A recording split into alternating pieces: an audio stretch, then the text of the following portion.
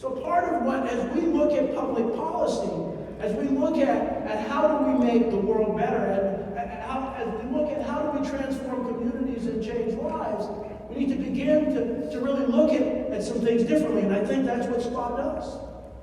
I think that's what you do. That's what our professors do. They challenge you in ways that aren't just theoretical.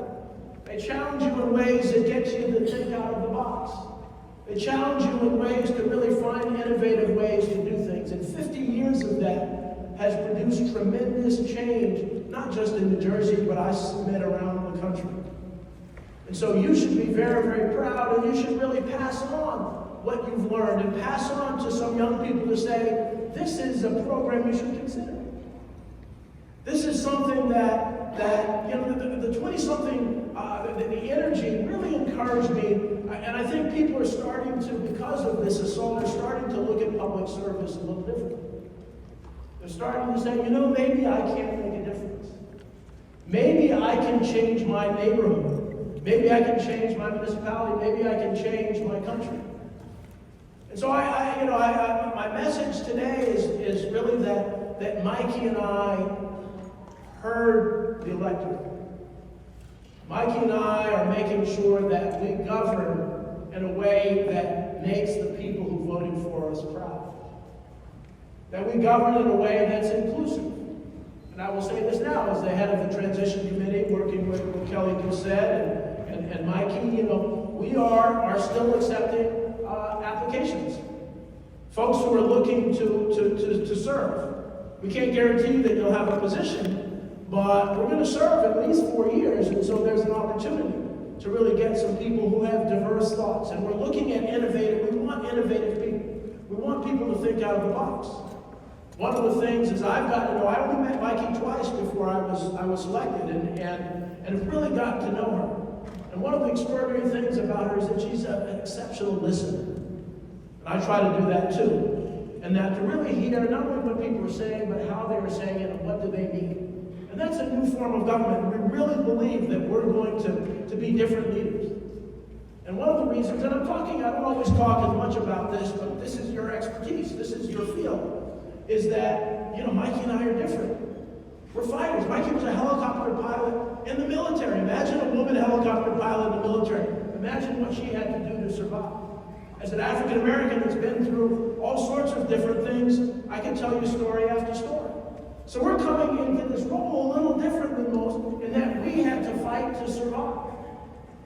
And to make New Jersey the state that it needs to be, we need fighters. And it's not just Mike and myself in Trenton, it's really all of you. And so we're going to tap into the communities and we're going to challenge you to really help us. And one of the ways we're looking at things is really from community up.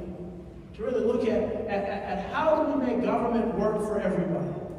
One of the challenges has been that there's silos. When I was Deputy Commissioner of DCA, it really bothered me that DCA is not talking to Human Services, isn't talking to state, isn't talking to environmental protection. And so part of that is that, and if you look at our transition, it really wasn't about department, it was really across departments.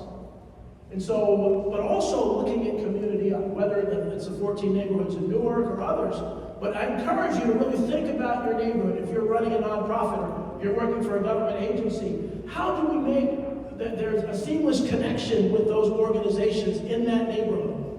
And really begin to build, and so the state can really try to help supplement that so that we can make it that much more effective.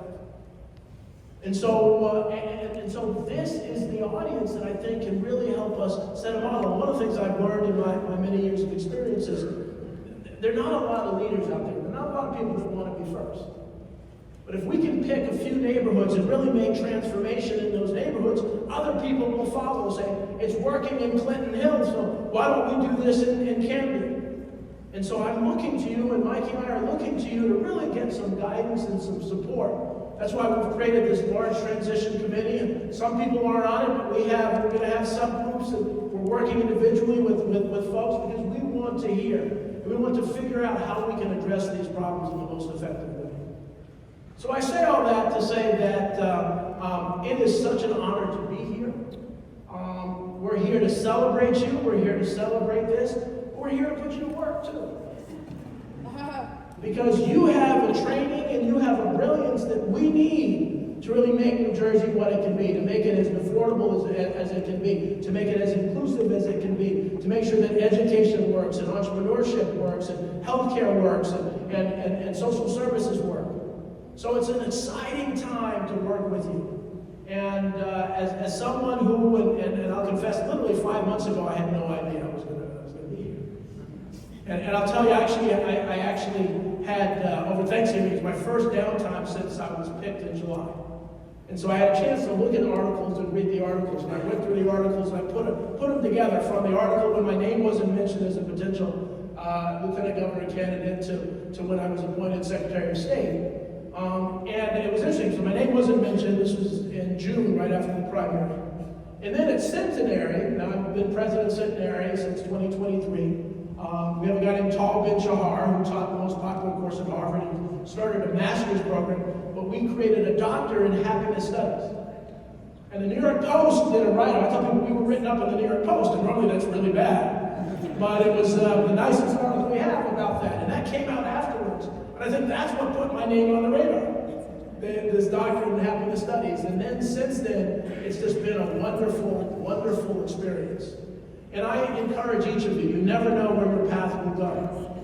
You know, I never expected to be here, and you know, I had given up years ago. So I just want to encourage you, no matter what your age is, no matter where you are, that there are some opportunities for you. And again, I'm pastor of Covenant United Methodist Church in Plainfield. And I say this is really all God. This opportunity is God. And I'm always reminded that but for the grace of God, I'd be homeless on the street. And so you have to remember, and you have to remember who you are. Don't get too filled with yourself. And then opportunities come to you. So with this, just want to celebrate you. I want to give you some words of encouragement. But as I said, I want to challenge you. And, you know, the next 50 years are going to be even better than the first 50 years. So thank you all. God bless you all. And let's get to work.